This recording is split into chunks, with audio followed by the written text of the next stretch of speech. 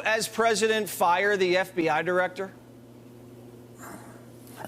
Well, I would certainly question him about these issues. I think you were right to point out the different application of ethics here on a kind of a political line. We were horrified during the 1960s that the FBI had infiltrated the civil rights movement. It infiltrated the anti-war movement. As you pointed out, after 9/11, it began infiltrating innocent Americans who were attending mosques. And you know, in the last couple of years in COVID, DHS was found also to be doing the same thing with the medical freedom movement. So I think this is bad, where it should not be a partisan issue. We should all be concerned. You know, my father, Jesse, in his first week as Attorney General, he was the senior law enforcement officer in the country. And of course, the Attorney General is in charge of the FBI as well. And he called all of the branch and division heads into his office and said, I want you all to understand one rule, that during this administration, there is going to be no weaponization or politicization of law enforcement capacity in this country. If somebody's a Democrat or Republican, they get treated equally. And, well, that would mean that if you were president, then you'd have to fire the director, because this guy is politicized the bejesus out of the Bureau. You weren't ever on Jeffrey Epstein's jet, were you?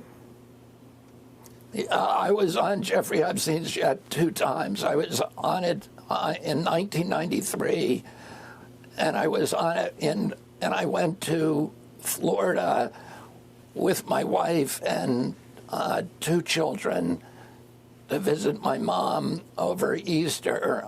My wife had some kind of relationship with Ghislaine Maxwell, and they offered us a ride to Palm Beach. So I went then, and on another occasion, I flew again with my family, with I think 4 of my children, and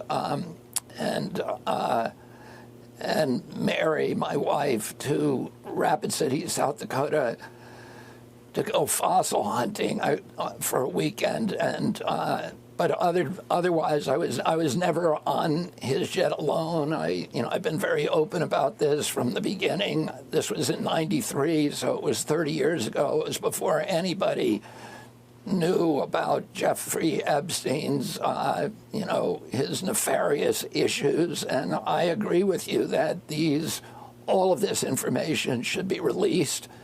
And we should get real answers on what happened to Jeffrey Epstein and any of the high-level political people that he was involved with. All of that should be open to the public. It should be absolutely transparent. And, I don't see why any of those records would have any redactions in them. Why would we be hiding that from the American public? Well, you might not even outrageous. Get a chance to do that, because Mark Elias, the hotshot Democrat election attorney, is trying to basically kick you off ballots.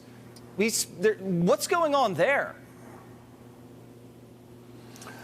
Well, I think both the Democrat and Republican Party are going to try to get me off the ballots. We're in the middle now of a ballot access petition drive, so we have to get a million Americans to sign petitions to get me on the ballots in the various states. People who want to sign up to get me on the ballot can go to Kennedy24.com and sign up now.